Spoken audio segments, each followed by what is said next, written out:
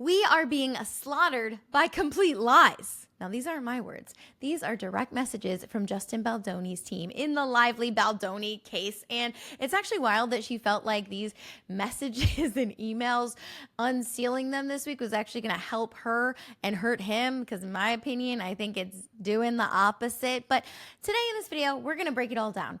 And I want to hear from you by the end. Do you think this is helping her case and showing that he released a retaliatory smear campaign? Or do you think it's just a man simply defending himself against what's looking like a person with psychopathic tendencies that got a little bit too power hungry on a Hollywood set? Let's get into it. Show me life, show me love, make it change, time is up. Hey everyone, welcome back to Ashley BTV. I'm a former TV news reporter and Hollywood actress who takes you behind the headlines. If you love diving just a little bit deeper than what they're giving you from the legacy outlets, go ahead and hit that subscribe button. Help us reach our next goal of 10,000 subscribers. So this video is going to be really interesting. I've been thinking so much about this because I have over a decade of experience working in Hollywood, in front of the camera, behind the scenes, working on so many different sets, going to red carpets, interviewing a bunch of celebrities. But working on a film, working on a TV show, it's a different beast.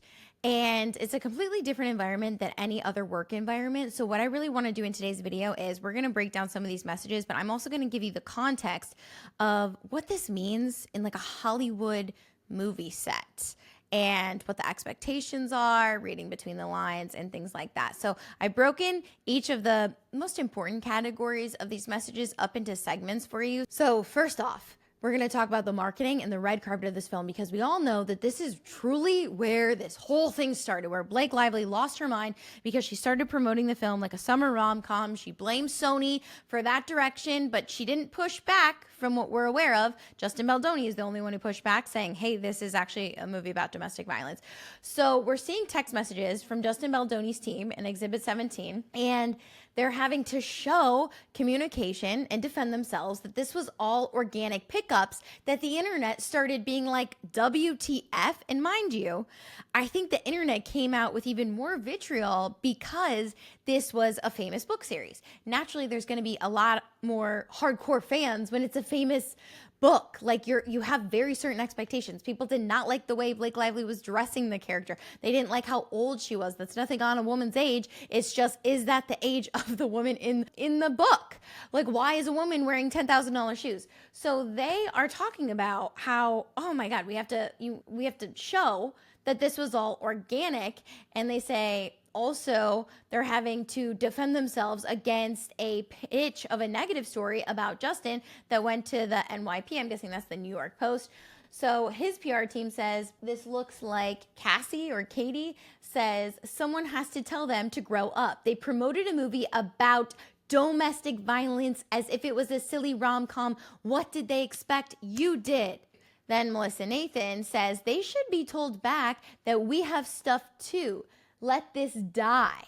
She's kind of saying we should warn them that we have a lot of dirt on them. Here's where it seems like she's proposing, not that they did, but she says, we do a big story on bullying and breaking strike, and he releases text messages with her. So they already know we've got a lot to defend ourselves in this. Yep, 100%, says Katie. I know this is also because of us and Leslie Sloan telling me I was the one that did Team JD and Boss. To be honest, though, the tides were already turning.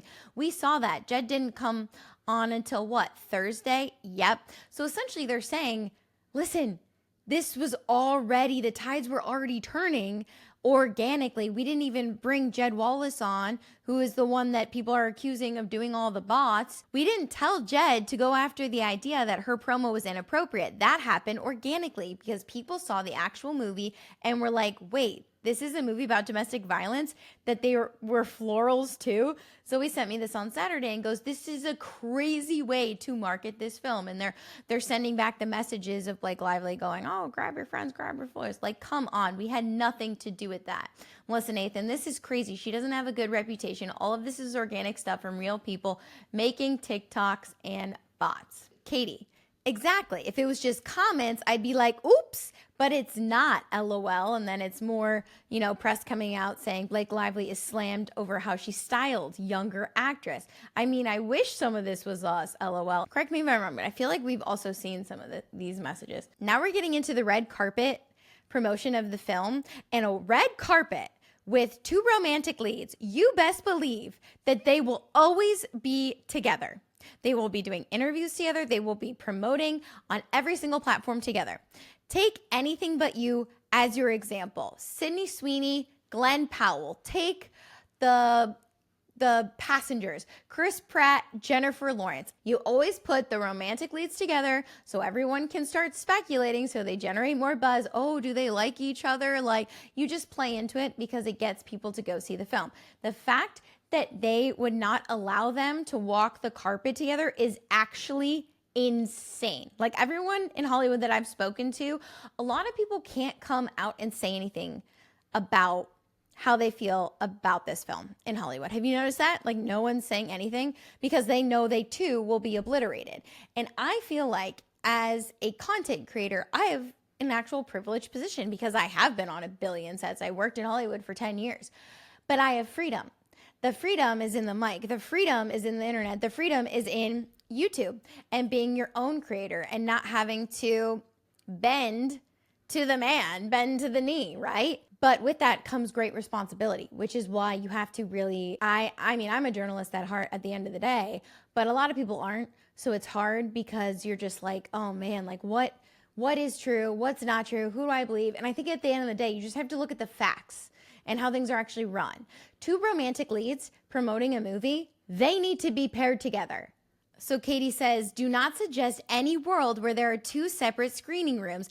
Is there zero chance to negotiate separate entrances at premiere? Would she really ruin this moment for everyone? And that's what you have to remember. There are hundreds of people working on this film. This was a 5-year process to produce this. She is an actress. People like to keep reminding everyone that she was a producer on the film. And mind you, typically when an actress has an EP credit, unless they source the material, unless they're Reese Witherspoon or Mindy Kaling, like it's kind of like a wink, wink, like you're going to help in collaboration. That does not mean she had the same power as the actual producers. She does not have the same power as the Wayfair production company. I need to really nail that into people's heads because the way she took control of the set was completely uncalled for, completely inappropriate, and truly disgusting. I'm getting so worked up. Seems the only scenario is either premiere is canceled or he doesn't go.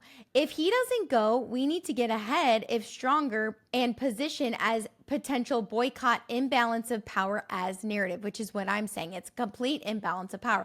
If no premiere at all, still need to get ahead of it, but perhaps in a softer way, weaving in messages about difficulties and lessons learned first time directing. Did you forget that this was his first time directing a film that he invested years and years into? It's actually insane. He's gonna have so much PTSD. And I also think she's just ruining everything in Hollywood because she's making it just a really terrible environment for films moving forward. One, Justin's going to be scared out of his mind to direct another film. I hope not, but he could be.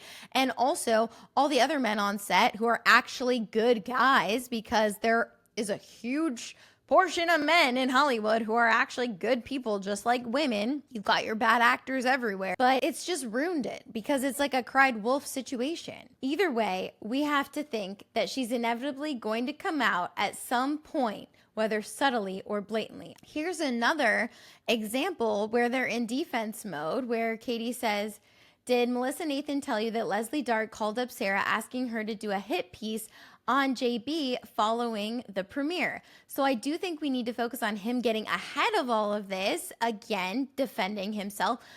But this was the first piece of press that broke in August that was done by her team. I'll send shortly. And it says, Blake Lively reveals clash over It Ends With Us song choice amid feud rumors. Do you remember when she had that clip where she said, oh, right? That song was amazing. Oh, no one agreed with me. They didn't want to put that song in. I'm not supposed to be talking about this. Do you think that that was a one off the cuff thing? Do you think it was off the cuff that she mentioned that Ryan Reynolds wrote that scene? Oh, Ryan oh, he just like wrote that scene. No, none of this, in my opinion, was off the cuff. All of this seemed to be intentional. And when you think about it, this headline that they came out with, her team started coming out with, this is Blake Lively's clash over It Ends With Us song choice amid feud rumors. That was the way she got it planted, by just planting the seed. Oh, right. I love that song too. It's like wanting to get all the credit, all the glory, and not being a team player. When you're on a Hollywood set, you got to be a team player, buddy. That's just how they work, because obviously you can't make a film with just you. Obviously. We're also starting to see how it's a smear campaign against him, because all these articles are coming out and then they say, hey, did you hear what happened with WME? Is this the truth? Where it says, this is getting crazier by the minute. Any truth to this Deadline story, which WME wouldn't confirm that Justin has been dropped by WME. I believe it's true. Crazy. I just got back from shopping. As someone on web team asked me to try to confirm, WME is saying nothing, but you would know just as well. I know Jamie Heath also mentions in Exhibit 55 about handling the landmines at the premiere. And he's talking to a gentleman named Andy. I'm guessing he's with the production company. Don't quote me on that. Jamie says, I'm in the middle of navigating crisis and Sony after party shit, so I'm nervous. Yeah, it's like Secret Service. What's the possible crisis? Crisis that she says some crazy shit, and obviously everyone knows it's about Blake. Too much to text. I've hired a crisis management team costing $9 million. Oh my God, this literally breaks my heart. And stay with me, because there's more that's gonna break your heart. Also, our PR team just have to manage every landmine so it doesn't go off. And there's just so much to it. Also, aside from that, there's this wonderful thing we did, as you said, but it's hard to celebrate because of the landmines. Every day is different, but I hope I land in New York so I can say that I beat you yet again. And you can just see the day of a premiere should obviously be focused on celebration, especially for the producers. Producers are the one. People are asking me, like, what do producers actually do? Producers are the ones that are finding the material, that are working with the writers, they're putting every single piece together. They are the ones that are putting their lives on the line. They are the ones that are finding the money for the film. That, like, every single thing is on the producers. So for her to take this moment away from them and go on a power trip of not promoting the film with them, which she could do because she didn't sign her contract that would obligate her to promote the film. So I just don't understand how all this is not used as a smear campaign that she did against him. Not defamation, but a smear campaign. Like I wish he would have sued her first and said she's ruining my life, but he is just too good of a person for that. So then we're going to look at some of the headlines where they now have to correct the media and come on the defense. And there's a huge difference between it being a retaliatory campaign, which is, again, we're trying to prove, was this a retaliatory campaign? Or is it proving that you're innocent and that you're just having to defend yourself, especially when journalists aren't necessarily telling the full story. They're redacting things. And here's an example of that. So Jed Wallace pulls up this tweet, and I have it pulled up for you, where he says, where it's by Citizen Journalist, that says, breaking. The Hollywood Reporter has been busy over the last 2 days changing their cover story on Baldoni versus Lively, and one Citizen sleuth over on TikTok has the receipts. More than just Jenny Slate complaint portion has been changed. Watch. These are the changes from the Hollywood Reporter article from 2/21 to 2/22. After I post them, I will post the change. So the first headline that was put out says it was focused on overall misunderstandings. The second headline says it was a bit more like they're putting the blame on Wayfair by calling it their missionary miscues. Also makes it more charged and calls it an uncivil war. I'm trying to read the headline. I can't read the actual headline in this, but it says minor changes, initially framing it that Lively's lawsuit points to the religion being in the background, but then making it sound less that her lawsuit pointed to any religious background noise. The first complaint saying Jenny Slate made a complaint that she filed, and then changing it the next day to an incident and word got back to Sony. Major change. It added on February 22nd that a spokesperson for Lively pointed out that the document included words like no more. My understanding that this has been shown to be false, and that the document that was signed was the 17 points that didn't say no more, and it was the 30 points Lively provided on her lawsuit that said no more. Allegedly, this is a misrepresentation. So essentially, his team is like, they changed the entire article, not just the word complaint. Justin says, is that legal? Jen Abel says, yes, legal, but not really ethical if they make more than factual changes. Jen says, the fact that fans are calling this out and getting enraged is good. Jed Wallace, and without notations of changes and footnotes. Jen Abel, we can reach out to the writer and question the changes and get into it with them, but part of me thinks it's almost better that fans call this out and bring notice to the hypocrisy of the publication versus getting into a back and forth with them. They added this. This story has been updated to provide additional context regarding Ari Emanuel's quotes about Lively and Baldoni. Due to a technical glitch, a portion of this story regarding Jenny Slate reverted to an earlier unedited version and has since been updated. The Hollywood Reporter regrets the error. They apparently, Melissa Nathan, had technical pictures, according to Pam, on socials because it kept pushing out the stories, negative stories as well. Ridiculous. This is why people don't trust the media, unfortunately, because you hear things like, oh, unfortunately, it was an old version that was published that said this, but that's not what we meant. Also, let's start quoting things. Jane Abel says, I'm going to have to change the part about the 30-point document. That's a new ad as well. They say that you have signed off on the 30-point document and that a spokesperson for Lively says that it's because of the no more language that you admit culpability. This is where Justin rightly starts getting furious. I am getting worked up too, because what I have loved so much about like working in TV news, fighting for justice, is truly getting to the heart of what is the truth. What are the answers? And it is so wild, and I feel so sick to my stomach for Justin Baldoni. Justin says, Jen, as you know, that's completely false. Just wish Brian could make a statement that points out their hypocrisy and the fact that they're also funded by WME and Penske. We're watching them rewrite history in real time, claiming website errors, just like the disappearance of the podcast, just like the disappearance. He's talking about the podcast of Ari Emanuel saying, like, we got rid of Baldoni, Baloney, whatever. It was done on a stage with those guys and it somehow disappeared. We're watching in real time how Ari Emanuel covers his tracks. If you think that these massive agents aren't corrupt, you've got another. Hollywood is corrupt. And I think people are seeing that now. And it's not us being negative. Like, I'm not trying to bring, I love Hollywood. I love the entertainment industry so much, but it is corrupt in many ways. And we need to continue to expose the corruption so it gets better, right? That's the whole reason we're doing what we're doing.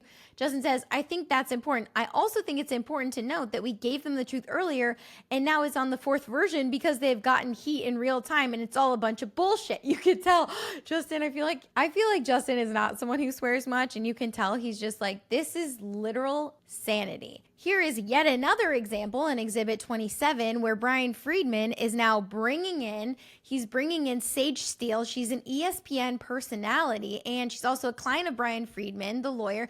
She's filed a lawsuit against ESPN and Disney alleging her free speeches were violated. The lawsuit claims retaliation for comments she made in a podcast interview. So it sounds like Sage was potentially working on a story, a piece on Baldoni, and Brian Friedman says, you know, I'm bringing Sage in. Hopefully you can all connect. And Melissa Nathan says, firstly, we all cannot thank you enough here for helping us tell the actual truth. We will make whatever time works for you for a call. Melissa Nathan, the words mean a lot because we are really being slaughtered by complete lies. It's just disgusting. I feel disgusted. They say, I had a wonderful 2-hour chat. It sounds like this was probably Sage with Justin and Jamie yesterday. Wow, broke my heart, but obviously so helpful to hear direct from them as well. We'd love to hear how that went. Thank you so much for taking the time to speak with them. Wow, broke my heart. For those people who don't understand why people are so invested, it's because this is a story about Hollywood corruption and about people at the very highest level controlling the narrative, controlling the media. Like, you see it with the Hollywood Reporter, you see it with the New York Times. And that's why people are so invested, because we're seeing an underdog. Justin Baldoni, gorgeous, talented TV actor, heart of gold, devoting his entire life to helping women and like being a good role model for men. And some people, you could find that cringe, whatever. I don't really care. I think what he's doing is great, but some people might not necessarily love the delivery. That's on you. People who take so much time, so much of their own energy, so much of their own money to produce movies like this, to get the IP, to build those relationships, to be able to get this to where it landed. Those aren't people who are like just trying to make a quick buck. There are people in Hollywood who are like that. They do Marvel movies, not to put down Marvel, but there is a huge difference. I'm not putting down Marvel. Don't attack me for putting down Marvel, but it's people who do indies. They're a different type of breed. They're people who really, really care about the product. So that's what I also want you to know about this. It's not like Justin was like, oh, he probably obviously understood, oh my God, this is a huge book. This could be something really special. But I truly believe the intent of making this film was more to make a difference, or else why would he give, 2% to the nonprofit that helped survivors of domestic violence? Like that's insane. That is incredible. So you see that they're getting slaughtered. They're trying to bring in more people. None of this so far to me has been anything that has shown a retaliatory campaign. This has shown a man on defense. Yes, there's more text messages. I'm not going to get into every single, there's like a billion of these documents. I went over all of them where they're hiring Jed Wallace. They're paying him money.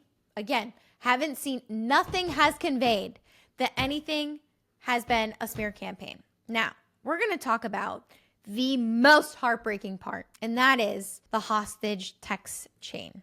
Now, this comes straight from a group chat that Justin shared with close friends, including Rainn Wilson from The Office and Andy Grammer, the musician. On January 2024, he wrote, "Hey all, Happy New Year. Flying back to New Jersey. Friday is day 1 of 17. I haven't seen Blake in person since this safety letter accusation."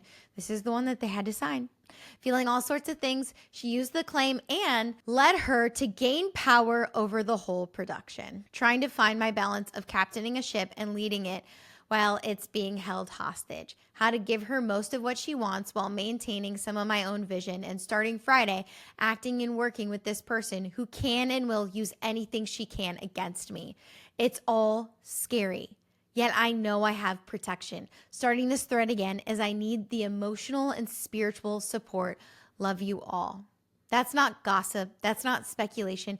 That's his own description of events written long before lawsuits were filed. And I want to read to you how everyone else also took this. Rainn Wilson is of the Baha'i faith as well.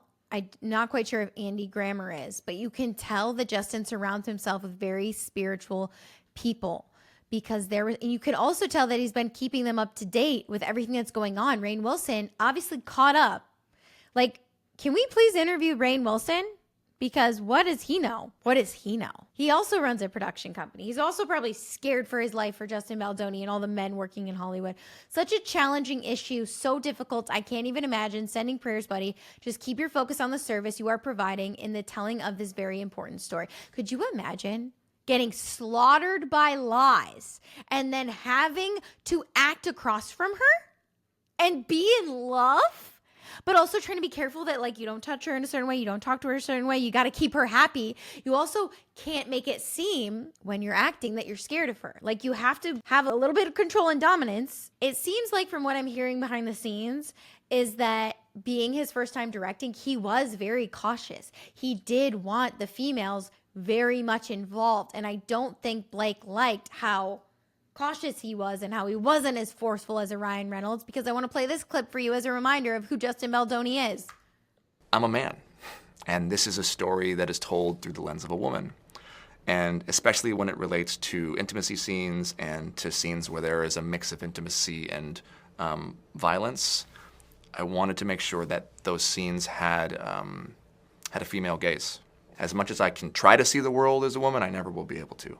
And then when it came to bringing on a stunt coordinator, it was important to me that it was a woman. We brought on Lauren Shaw. And we all worked together to figure out, well, how can the intimacy of this and the violence kind of work together? How can we make sure everyone feels safe? How can we rehearse and go through the process? Blake was very involved in that and had amazing ideas and was very hands-on with the choreography of it as well. Honestly, there were many instances on set where I just let the women figure it out, and I took a step back and kind of jumped in more as an actor in those scenes than even as a director. Like he's admitting that Blake and the intimacy coordinator, Lauren, the stunt coordinator, they all were leading the charge on all those scenes. He wants everyone to feel safe. He wants everyone to feel comfortable. And what is he doesn't put them down. He says amazing. I love that the women took control. I love, like, this is from the female eyes. This is from her head, not mine. I'm not a woman. It's so weird. I'm just like, I'm like, why do I always get so emotional? Like maybe it's because I've gone through a lot of trauma this last month. For anyone who knows me, knows that I've been dealing with a case essentially involving the death of my dog, not in our care. And I see how much emotional distress can take on you. And when you're the victim and you're having to literally prove that you're the victim is insane. And I've only been doing it for a month. So the fact that Justin Baldoni has had to do this for, what is it, year now? It's a year now, is insane. And I hate that his beautiful film is being overshadowed by this absolute nonsense. Speaking of nonsense, we also have to talk about the scab, which was Ryan Reynolds, because they had a greenlit script. And yet, Ryan Reynolds said, not good enough, not good enough. Exhibit 21, Justin Baldoni says, my partner Steve asked about flipping the narrative from this leak this morning about Ryan Reynolds saying the script was a disaster and how he saved the movie. Melissa Nathan. So actually it's working in our favor. Ryan Reynolds looks like the worst and continues to play into that narrative of them being awful. It's playing good for us, bad for them. Justin Baldoni. Something about Ryan claiming the female hired was feminist writer didn't know how. So she was a feminist writer. She didn't know how to tackle a female film using their own words against them. This is an easy flip. And it's not even a flip. It's just the truth. Ryan Reynolds took the script from her that was already greenlit, which is very important during the writer's strike. Might I remind you, this is the whole reason why this was so corrupt. When you are on strike, I am an actor. I'm in the SAG-AFTRA Guild, right? You cannot be taking jobs while you're on strike. You just can't. Like, they have a whole list of things you can't do. You can't be writing screenplays. You can't be then like greenlighting that shit. That all had to be done before the strike, which is what they did. They greenlit the script. Well, Tatiana from Variety wants to do a follow-up call with us. Similar story. We'll call in later. Justin Baldoni says, and the fact that they saved the script from what they think is a disaster after we greenlit it and was strike basically implies they were scabs, which we would 100% lead them to, which would disqualify him from being in the union. He would be kicked out of the union. I don't know why no one has reported this. It's insane. It's a man coming in to say this female writer sucks and I need to save it. Let him drown in his own pool. If that isn't a play on words, I don't know what is. And doing it while there's a strike. In all over this strike. There is no truce here. Someone should tell his team that we are ready to fight if they keep leaking this shit. Justin, can I just like narrate your whole journey? I mean, Danny G, it's going to be bad for them. Legal shit, I'm ready. You know, it's interesting hearing Justin swear so much because I feel like he's not a person that swears so much, but under this context, I try not to be a person that swears so much either, but he's getting so riled up because it's truly disgusting. Jen Abel, Justin, the RR story came out yesterday and I believe and incurred further backlash. Media is already calling us about the scab issue. That's what Melissa's talking about. Tatiana Siegel, who is a big film writer. That's the story she's interested in. We need to be smart about how we hit back. Danny G has already communicated this and his and her teams have been notified. I don't want to lose sight of what the actual issues are. I know with everyone texting you, Justin, and sending you negative press, it feels like it's building up, but it's actually not. That must be, I feel like it's just bricks and bricks on top of him. The overall, I'm like, too, are you guys empaths? Like, I'm an empath and I just feel the weight of a bully. It's the weight of a bully. The overall narrative is still very pro-Justin. I like Tatiana doing a larger piece on how problematic Blake and Ryan's comments are to the unions. And by the way, we're not like, yes, we are currently like Team Baldoni because that's what every single piece of evidence has led to. I was among, I think, almost everyone who believed Blake when she came out. I was like, oh my God, this is why they didn't do the red carpet. This makes so much sense. She was SH'd, all these things. And then every single piece of evidence that she's provided has just proven to us that she wasn't. And that I don't think she cares at all about her SH claim. I think she cares about her wanting so badly to have something to latch onto to save her reputation that this was a smear campaign. And like, unfortunately, it's just proving time and time again that it wasn't a smear campaign. There's also messages from his team addressing the sexy complaint where Blake Lively said, Justin Baldoni used the word sexy with me when she was the one who actually introduced this language into their communication. As you recall, she was talking about her wardrobe with her character where she wanted to wear a beanie. She said, we'll show you both ways, but beanie is much sexier. It's the look, feels TV without it. And then she uses that terminology against him when he's explaining, like, there was that scene with all the onesies where they're going around to that bar crawl and everyone's wearing a big onesie. She has a big coat over hers. So he was trying to get Lively to remove her big coat over her onesie to show, like, obviously it's just part of the scene, right? She's wearing a massive onesie. Remember those big fleece onesies? And uses it against him. And she says in her complaint that Baldoni pressured her to remove her coat to reveal her onesie, which was partially unzipped to reveal her bra in a packed setting, telling her, quote, I think you look sexy, in a tone that made her feel ogled and exposed. I can understand if you're like, oh no, someone just like called me sexy on set. If they called you sexy, not like, hey, this look is sexy for your character. But she was the one that introduced that language. And here's some context I want to add to this story of, again, being on sets. Being on set is a totally different environment than being in like a corporate America. And you're not going to want to hear this, but it's like high school, like all the different groups on set. It's literally like you're hanging out with your high school crew. It doesn't feel like work because people are so obsessed with it and they're so obsessed with the storyline, and people can become very casual. I'm not saying that's right. I'm not saying that's wrong.